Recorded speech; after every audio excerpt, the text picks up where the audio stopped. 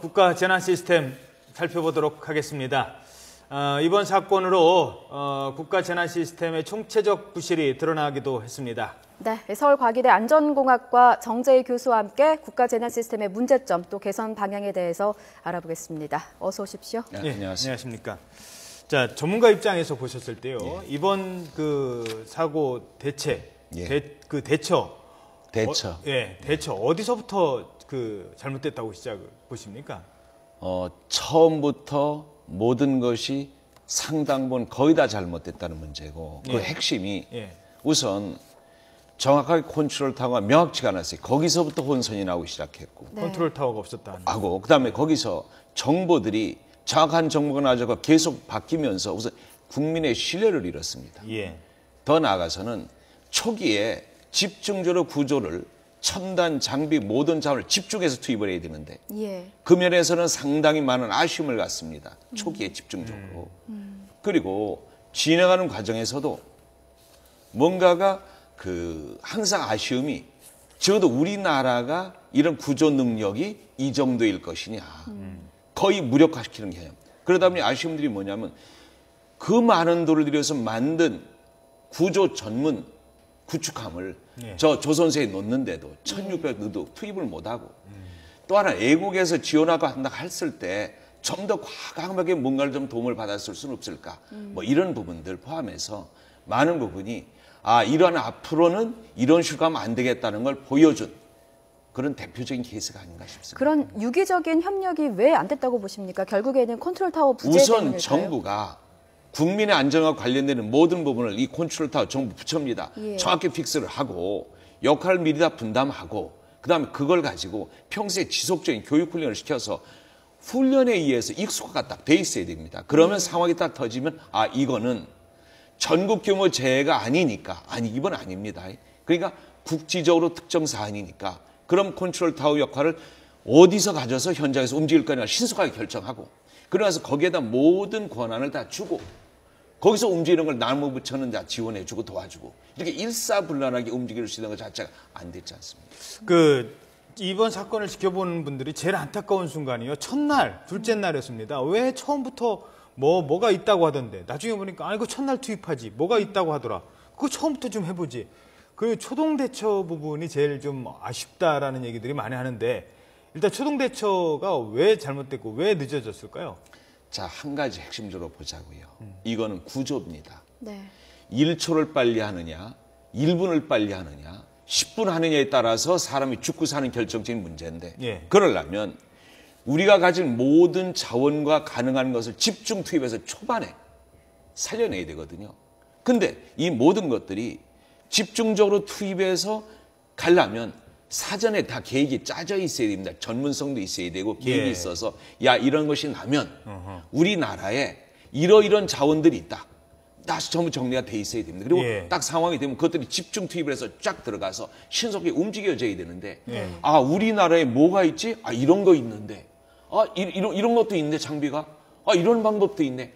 이제부터 공부하는 게 아닙니다. 지금 우리 공부하고 있어 공부하고. 예. 그 면에서 예. 사전에 우리가 이런 비상 대응 및 구조에 관련되는 모든 자원들을 정부와 정리를 해서 움직여서 신속하게 투입할 수 있는 준비가 안 돼 있었다. 그리고 과감한 결단력도 없었다. 결단력은 컨트롤 타워 현장에 있어서 좀 그렇게 약하면 그 나름대로 해도 신속하게 어디에서 뭐 하면서 신속하게 모아가지고 갈 수 있는 과감한 결단력도 별로 안 보였다는 겁니다. 교수님, 사전에 준비가 안 됐다고 보기에는 상식적으로 지금 사고가 난 지 12일이 지났는데 예. 이때까지도 우왕좌왕하고 있단 말입니다. 이게 도저히 어떻게 용납할 수 없다 이런 의견도 있어요. 국민들 입장에서. 그러니까 거기서 보면 누가 과감하게 정말 책임감 그 전권을 가지고 내가 작심하고 하면 된다는 그 자체가 정리가 안 돼 있는 거예요. 누가 희생을 해서 내가 책임지고. 그래서 이런 대책이 나오면 이렇게 갈까. 그러니까 심지어 무슨 얘기가 나왔냐면 이 컨트롤 타워가 실종자 대책본부에서 뭐를 가져오라 하면 넣고 뭔 방법은 나오고 누가 얘기하면 나오고 전부 다 흔들리다 보니 예. 참 국민들이 봤을 때 실종자 가족이 봤을 때 너무 아쉬운 겁니다. 그럼 교수님께서 봤을 때는 컨트롤 타워를 처음에 어떻게 구성을 하고 누가 맡았어야 된다고 생각하십니까? 요번 같은 경우라면 예. 요번 같은 경우는 전기근무의 재해는 아니거든요. 예. 보통 전기근무의 자연재해 태풍 같은 게 오면 중앙재해대책본부만 맞는 게 맞고 예. 안전한 거. 그런데 이번은 국지적으로 특수한 상황이거든요. 예. 그럼 신속하게 정부에서 판단을 딱 내릴 때는 야 이거는 현장에 누가 가장 적응력이 좋냐. 그럼 이번 같은 경우는 어쨌든 해경이면 해경을 딱 지정을 해서 네. 이번은 해경이 그 지역 해경이 전권을 가지고 이번에 지휘를 해라. 그리고 나서 모든 기관들은 군까지 포함하는 겁니다. 이 모든 것이나 우리나라 국가의 모든 겁니다. 인력, 자원, 예산 모든 것 다 전권을 그걸 도와라. 그러면서 그걸 갖다가 오히려 지원하는 역할을 중앙에서는 지원하고 현장에서는 집행을 하고 하는 쪽으로 갔으면 이 정도는 아니시겠네요. 과거 9.11 테러 났을 때요. 그 사고 난, 그러니까 테러가 난 지점을 정권을 갖고 컨트롤 타워의 가장 핵심 역할을 했던 분은 그 지역 소방 담당자라고 하더라고요. 그렇잖아요. 뉴욕시에. 예. 뉴욕시장이 한 것도 아니고 예. 물론 저 페마는 재난안전청에서 한 것도 아니고 결국은 뭐냐 현장에 있는 소방서장이 걸 맡았고 뉴욕시장 포함한 모든 사람들이 다 도운 거죠. 다 예. 도와. 그러면 항상 컨트롤 타워는 전권을 가지고 어느 특정 사람이 모든 인력자를 움직일 수 있는 사람 그 자리 그게 필요했던 겁니다. 예. 그 평소에 매뉴얼을 만들어 놨었다고 보세요? 아니면 아예 매뉴얼조차 없었다고 보십니까? 이번 사고에 대한 대응. 사실은 우리나라에 매뉴얼 종류 많습니다. 네. 예를 들어서 우리나라 국가재난 전체를 뭐 33개 유형으로 다 분류를 다 시켜서 만들어 놓고 그걸 대항 위해서 200여 개 지침을 또 다 만들어 놓고 요게 현장도 행동 지침을 해서 2,300을 또 만들어 놨어요. 물론 해수부도 만들어서 거기 갔어요. 우리나라의 핵심 매뉴얼의 핵심은 뭐냐면 어쨌든 그런 매뉴얼은 나한테 완벽하게 맞는 매뉴얼은 아니에요. 예. 종합적으로 봤을 때 공통사력이 가면 좋겠다 하면 그걸 가지고 우선 내 몸에, 내 환경에, 내 여건에 맞게끔 다시 보완을 해서 네.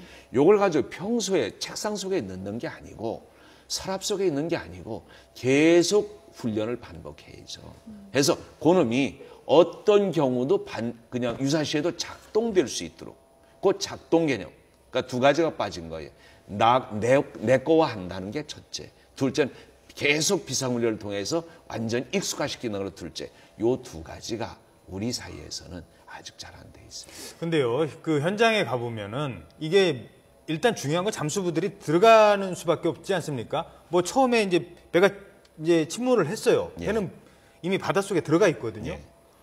거기서 뭐 어떻게 하겠습니까? 뭐 인양을 바로 할 수도 없는 거고, 뭐 인양을 하려고 했을 때 가족들의 반대도 뭐 상당히 만만치 않았을 거고, 그걸 누가 책임지고 그러면 배를 인양부터 하겠습니까? 안에 지금 실종자 상황이 어떻게 됐는지도 모르는데 예. 결국 잠수부가 들어가야 되는데 옆에서 지켜보면요. 잠수부가 들어가기 오늘 한번 받아보십시오. 뭐 그냥 쳐다만 봐도 두렵습니다. 예. 민간 잠수사들 수많은 사람들 가서 도와준다고 했거든요. 예. 막상 들어간 사람 20명도 안 돼요. 예. 그리고 가서 뭐 사진 이런 얘기는 제가 안 하겠습니다. 정말 겁이 나거든요. 근데 네. 그런 사람들을 무조건 계속 잠수해라. 들어가서 무조건 사람 찾아내라. 이것도 사실은 현실에 맞지 않는다고 보거든요. 그 대목에서 예. 그 대목에서 저희들이 아쉬움으로 남는 걸 다시 한번 짚으면 예. 과거에 천안함 사고 났을 때 네. 똑같은 걸 겪었어요. 대단히 어려움을 겪고 이게 쉽지 않다 해서 결론이 딱 나온 게 뭐냐면 이거는 그렇게 그냥 열심히 한다고만 되는 건 아니다. 그렇죠. 결국은 뭐냐? 적어도 이 시대에 맞는 최첨단 예. 죄송합니다. 예. 최첨단 기술을 가진 그러한 구축함을 예. 구조 전문 구축함을 아하. 만들어야 되겠다는 게 정부의 결정이었습니다. 천안함 사고의 교훈으로. 네. 그래서 예산이 1,560억을 이미 투자를 했잖아요. 예. 그래서 만들어서 이미 1년 반 전에 진수시키고 작년부터는 이제 다 상용화를 하도록 돼 있었는데 예. 일부 기능이 미흡하다는 거예요. 예를 들어서 뭐 음파 탐지 부분이나 아니면은 수중 로봇이나 근데 여기서 이런 겁니다.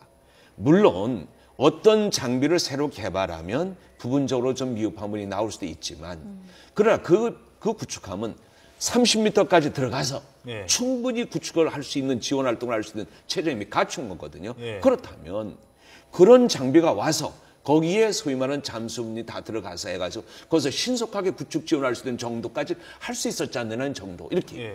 뭔가가 이 시대에 맞는 기술에 맞는 쪽으로의 노력들이 충분히 움직여져야 되는데 과감하게 시도가 돼야 되는데 그냥 조금 미흡한데 뭐 이러다가 잘못되고 어려운 문제가 다 후진으로 빠지니까 결국 남은 게 뭐냐 정말 말씀하신 대로 그냥 들어가서 하다 보니 어렵고 수준 상태가 말도 아닌데 그러니까 초기에 그 많은 인력을 집중적으로 구출하지 못한 결정적인 원인들이 그런 부분에서입니다. 다. 예, 알겠습니다.